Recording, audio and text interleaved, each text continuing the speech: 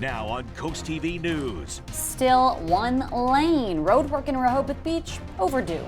Balancing boom versus roots. Sussex County's land use group works to address growth in smarter ways. Immigration activity in public schools. How Delaware Democrats are looking to protect the school community. We're about to experience even higher humidity. Details on the heat coming up. This is CoastTV News at 5. One-lane road leads to more construction. Good evening. I'm Madeline Overturf. And I'm Christina D. Robertus. Charlie Sakaitis has the night off. We begin tonight with road work in Rehoboth Beach still taking place over on Munchy Branch Road. On your screen now is what Munchy Branch Road looks like after the work has been underway since March. There's some new drains that have been installed next to the road. CoastTV News reporter Brandon Ferguson live there. Brandon, the project also called for a new sidewalk. Maddie, this new 8-foot wide sidewalk reaches all the way to the end of Munchy Branch Road, and you can't see it now, but it's about a quarter of a mile around that corner from where we are now. And today we already saw people using the path, biking and walking, and we also spoke to people that live right up against Munchy Branch Road about these upgrades and the time it's taking to complete them. Biking and backups. Two results of ongoing road work on Munchy Branch Road. DelDOT said the project was set to be completed in May. They've done a pretty good job. But weeks into June, people are still experiencing just one lane of traffic on the road. Fran Kennedy lives in a neighborhood off of Munchy Branch Road and says the timetable of the road work was always a concern. I know initially when they started the project, I was concerned about how long it was going to take. When we covered this story in the beginning of April, the entire Munchy Branch Road was only one lane. But as you can see now, at some parts it's 2 lanes, but more than half of Munchy Branch Road is still only one lane. On your screen now is footage from April. Construction equipment driving the wrong way. That was the main concerns from locals we spoke with at the time. Daniel Lynch is building a home that has a front row view to the construction, and the new sidewalk he's looking forward to using. I think it's great for the community. I mean, it's a bicycle and sidewalk, so everybody's going to have more room to move around. And it goes all the way down and around, which is great. One lane and one sidewalk. Work continues as the community feels the positives and negatives of the construction. According to the DelDOT website, one of the last things it calls for the contractor to do is add crosswalk markings across Munchy Branch Road. In Rehoboth Beach, Brandon Ferguson, CoastTV News. Brandon, thank you. In other news, a Sussex County Land Use Reform Working Group is continuing discussion about ways to address rapid growth in the area. CoastTV News reporter Emma Aiken joins us live in Georgetown. Emma, the focus today was on farmland and the environment. Christina, the group says past meetings have focused on where to build smart and affordable housing, but today's discussion was really about preservation. The group is made up of 10 members. There's builders, developers, farmers, preservationists, DelDOT. One main point brought up today was the idea of incentivizing building in good areas and disincentivizing in areas where it's not wanted. And we spoke with one farmer who says these are conversations that will affect generations to come. We never want to tie the hands of the next generation and force them, if we sell our development rights and we say that land can only be farmed, that's all it can ever be done into perpetuity, then therefore we're forcing generations to come that they must farm. Another idea at the meeting today was growth zones, and the group was looking at examples up in Kent County where growth is concentrated in certain areas with other areas designated for open space. Reporting live in Georgetown, Emma Aiken, CoastTV News. Let's go ahead and take a live look outside into Dover as we check in with our First Alert Chief Meteorologist Paul Williams on our forecast. Good evening, Paul. Good evening, Maddie. And you know what? We've been talking about the heat, and it showed up in spades. Right now in Laurel, we're still holding at 88 degrees. Now, just so you'll know the record for today is about 95, but we did get up to 90 in Georgetown, and we're still tabulating, by the way, because we're still very warm. 80 in Ocean City, 82 Bethany Beach, 88 in Cambridge. Now, here's a look at the temperatures right now. 91 in Long Neck at this hour, 93 in Redden, 89 in Dagsboro, and it feels like the same temperature reading. So Here's another thing that just snuck up on us. We now have unhealthy for the air quality in Dover. That's new. And we have moderate for all these other locations. And this is why we've been tracking what's happening with our air quality. It's not necessarily connected to the smoke from up north, but we are seeing deteriorating concern with air quality alerts in our general region. Coming up, we're going to be talking about more heat and over the weekend, Christina, a few thunderstorms that could get a little ugly. Back in. Thank you, Paul. Delaware Democrats have introduced a bill that would restrict school resource officers and school constables from cooperating with federal law enforcement agencies in immigration matters without permission from the Delaware Attorney General. Telemundo Del Marva and Coast TV News reporter Ana Sofia Roman shows us how the community is reacting. House Bill 93 is making its way up in the General Assembly. Candy Sebastian Gonzalez, a rising senior at one of her local school districts, has seen firsthand the fear some of her classmates have going into school. For that reason, she's hopeful about the bill. I do think that will bring much relief to not just my school, but tons of other schools where there are more Latin American people in those schools. Some advocates are also hopeful this bill will get what they call the 5 victories, considering it still needs to pass the House, Senate, and ultimately get the governor's signature before it becomes law. For some, this is not a school-related issue. They should not be the ones cooperating with ICE. They should not be the ones telling ICE how many, who are the children, probably the names of these students, when their parents come to pick them up. Making moves to protect the school community from politics. Some parents I spoke with off camera also said this bill would bring some relief to their kids. The bill now heads to the House floor for further consideration. In Georgetown, Ana Sofia Roman, Coast TV News. To a story we've been following closely here at Coast TV. Today was another day in the legislative session, and District 20 Representative Stell Parker Selby is still absent. Parker Selby, who represents roughly 23,000 voters in the Milton area, has missed every single House vote this year. That's at least 118. This brings us to our Coast TV poll. We want to know what matters most in Stell Parker Selby's absence. Let's take a look at the results so far. Take a look at your screen, and 67% say district representation, 24% say answers from leadership, and 9% say the representative's health. And if you haven't voted yet, you still can. Just go to coasttv.com or use our mobile app. Turning nationally, as ICE protests continue across the country, criticism of the president's response in Los Angeles is ramping up. NBC News' Ryan Nobles shows us how this comes as Washington readies for Trump's military parade. Across the country, thousands are turning out to protest deportation raids, with hundreds leaving in handcuffs. Overnight, demonstrations turning violent in Washington state, police using flashbangs to disperse crowds. The protests, which began in Los Angeles, now spreading coast to coast. President Trump defending his call to send in Marines and National Guard to California to rein in demonstrators. If I see problems brewing, if they're not going to do the problem, I'm not going to wait 2 weeks. The debate over the president's hardline immigration policies boiling over on Capitol Hill. Today, Democratic governors from states with sanctuary cities sparring with lawmakers on how they're managing an influx of undocumented migrants. Republicans going after their own state leaders. We deserve a governor who stands up for law-abiding New Yorkers. Rather than going after the viral moment, I suggest you look at the facts. The show of force in cities across the country happening as the nation's capital prepares for a military parade to mark the Army's 250th birthday, which also happens to be Donald Trump's 79th birthday. Tanks are staged along the parade route in Washington, D.C., and today the Army showed off air power that will fly over spectators.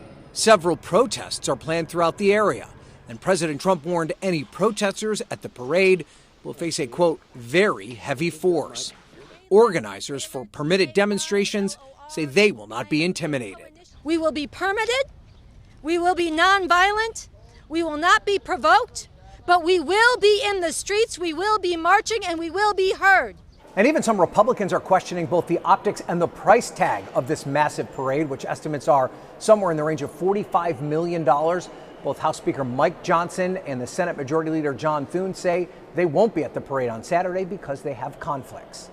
Ryan Nobles, NBC News, Washington. Coming up, wreckage after a deadly plane crash in India. How many have been found dead?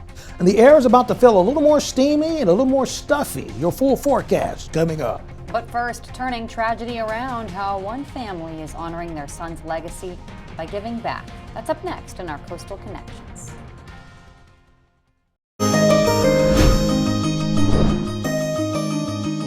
Sports are a great way for children to stay active while learning important life skills like time management, working hard, and making new friends. But the cost of playing sports, it can be a barrier for many families. In this week's Coastal Connections, Elisa Weber introduces us to a family who is trying to turn tragedy into something good for the community. Go, David. Coming together for a good cause, one putt at a time. On this course, it's not just about the game. These golfers aren't just here for the competition. They're playing for a purpose. They're playing for the Jason Anderson Foundation for Youth Sports. This foundation works to ensure every child has the chance to play no matter their family's financial situation. The foundation was created in honor of Jason Anderson, who tragically lost his life in a car accident in 2015 at the age of 33. You never accept what happens, okay? You never get used to it. And people can tell you, oh, you know, it's been 10 years, you should be fine. Trust me, you're not. But for us, it's our ability to continue to contribute in Jason's honor and his name. Mark Anderson, Jason's father, believes this is exactly how his son would have wanted to be remembered, by helping kids discover a love for sports the same way Jason did. Jason was a great guy. I mean, he was just a lover of sports. We used to go to baseball games, Oriole baseball games, and of course it would be in the evening, and you know, it's a night game, 7 o'clock start. He's charting all of the game activities, you know, and of course the Orioles are losing 10-2. And I say, come on, it's time to go. We got to go. You got school tomorrow. I got to go to work. No, Dad, we can't leave yet. The game's not over. That's just the kind of guy he was in terms of the love of sports. What started as a childhood passion turned into a lifelong journey. Jason went on to work with major organizations like the New Orleans Saints and Dover Motorsports. Honoring Jason's life by giving back just made sense for the Anderson family. You know, when they say people die too young, good people die young, he was one of those. He was just a great guy, would do anything for you. While the past 10 years without Jason have been difficult, his father says Jason's 11-year-old son Ryan has brought comfort, reminding the family so much of Jason. He's actually a really good soccer player, and he's now starting to get into golf. He's talking about wanting to play baseball and basketball. The apple doesn't fall far from the tree, and that one didn't fall far from the tree. He is just like Jason. Since it began in 2016, the Jason Anderson Foundation has raised $80,000 for the community. Jason carried the lessons he learned in sports with him throughout his entire life, and now many children across Delaware will get to learn those same values. Teamwork, that leadership, that friendship, those are things that will last you a lifetime. For Coastal Connections, I'm Elisa Weber. Well, it looks like glorious beach time in Ocean City, courtesy of our Gateway Subaru camera, and we're going to have some summer-like showers to accompany the steamy conditions that come right along with it. 75 degrees right now. Temps, we're at 93 in Redden, 90 degrees right now in Georgetown, 90 in Millsboro too, by the way. Dew point temperatures in the 60s with the exception of Georgetown. A little cooler feel in Georgetown briefly, very isolated. Everywhere else, it's sweltering and it's steaming. Take a look at our future dew points. By the time we get to Friday afternoon, look at these dew points. 72 in Lamar, Salisbury, Millsboro, Shelbyville, Berlin, and then 70s along the beaches. I typically don't show you forecasted dew point temperatures. There's a reason why. When the dew point temperature's in the 70s, when you walk outside, you're going to walk onto a wall of humidity. And any kind of a shower that jumps off can just go to the left real quick, okay? Take a look at our muggy meter and you can see we're expecting that we're gonna stay between very humid to humid for Friday going into Saturday until we get that rain here to kind of calm and cool things off. We're clear for right now, and from a regional standpoint, we're okay. But overnight, we'll have partly cloudy skies, temperatures in the 70s, the air temperature. Now, for tomorrow, By lunchtime or just after lunchtime, we're going to brace for a chance of isolated thunderstorms 2 to 4 o'clock, possibly 6 o'clock. When you combine that with this, 87 degrees in Seaford and Laurel, 84 for the high in Georgetown. We'll warm to 87 in Easton as well as Cambridge and 89 in Vienna. And we'll warm well into the 80s for the most southern portion of our viewing area. We're looking at isolated thunderstorms in the afternoon that could really explode. And here's what I'm concerned with. You see this right along Highway 13 and 24 where they crisscross between Seaford and Del Mar. At 3:30, watching out for that. 3:30 in Berlin and Fenwick Island, I need you to have your spidey sense tingling and paying attention around you as well. Our precipitation chance to stay elevated for Friday and Saturday. Monday, it'll come back in. But see, Saturday, Sunday, and Monday, we have a string of low pressure systems and just unsettledness for our region as a whole. Saturday, spotty showers will flare up by the evening time. Sneak in some beach time in the morning time. For Sunday, 3 o'clock in the afternoon, spotty showers and sprinkles, and we could see some additional scattered showers and sprinkles as well. So for tonight, increasing cloud cover, warm and muggy. Tomorrow, 84, partly sunny, humid, big time humid. Afternoon, evening, isolated thunderstorms with winds out of the south-southeast. Saturday, mostly cloudy. And then we're going to be looking for a chance of scattered thunderstorms in the forecast. Finally, here's a look at your 7-day forecast. Listen, we go from 84 down to 70 on Sunday with it being cloudy on Father's Day.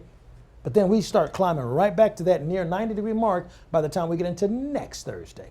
Thank you, Paul. We want to let our viewers know of a program change to be aware of tomorrow. The U.S. Open will air from 1 to 7.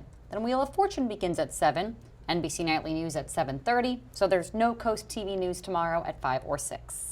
Coming up tonight on the Delmarva Sports Network at 7:30, a new episode of Into the Trenches. Then at 8, watch Snow Hill and St. Michael's in baseball. Finally, the final score at 10:30. And over on the DSN Plus app at 6, it's Crown Sports Center basketball. Then at 6:15, you can watch 2 different Maryland Supreme Basketball League games. Coming up, new details on a deadly plane crash in India. What officials say led up to the moments before this crash, next on Coast TV News at 5. Officials tonight say the Air India passenger plane bound for London reportedly lost signal less than a minute after takeoff. The plane with more than 240 people on board slowly descended and then exploded in a fireball in a populated area near an airport in India. At least 290 people died, but at least 1 passenger survived. A Senate committee is proposing changes to the food stamp program that are in the House, approved by the Republican mega bill. The House package would impose work requirements on parents who have children age 7 and older. It aims to reduce federal spending by billions of dollars by making cuts to the SNAP program. Now, the Senate panel is proposing a mandate for parents with kids 10 years and older work to maintain their benefits. Both the Senate and House versions would require that states begin covering part of the cost of food stamp benefits for the first time. Did you know each and every Friday you can cheer up with a weekly dose of local good news from Coast TV? We've got features, cool things to do every weekend, and more, and you can sign up for free. Just go to coasttv.com/sign up.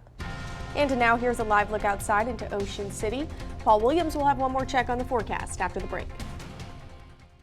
Coming up new on Coast TV News at 6, the House Speaker finally speaks, answering some, not all, of our questions about Stell Parker Selby, her solution to the lawmaker's 6-month absence. Let's take a look at right now in Dry Tech crawl space camera in Ocean City, 75 degrees right now. We're going to stay in the 70s for the rest of the night with increasing cloud cover. Take a look at our active pest solutions skeeter meter. Listen, we're going to have a very high incident of mosquitoes because it's going to be so hot and humid. And we're going to stay on the high side at least for Saturday, and then we'll cool down a little bit more on Sunday. This is a direct measurement of the moisture content in the atmosphere because the skeeters become more active when that happens. Barbara Adams, our new umbrella giveaway winner of Lewis. Congratulations, courtesy of Paul Davis Restoration and Home Remodeling. If you want to keep up with your forecast and how things are happening for your Father's Day plan, call our weather line. Your forecast is just a call away. Sponsored by the law offices of Bruckstead, Mandalis, and Federico. And finally, here's a look at your exclusive 10-day forecast. 84 with chance of scattered showers, isolated thunderstorms for Friday and Saturday. Father's Day, cloudy, a bit of drizzle, and then the real rain will show back up on Monday. Paul, thank you, and thanks for joining us here for Coast TV News at 5. For some more local news and local weather, you can download our Coast TV News app. Inside Edition is up next. And we'll see you later tonight for Coast TV News at 6. Have a great evening.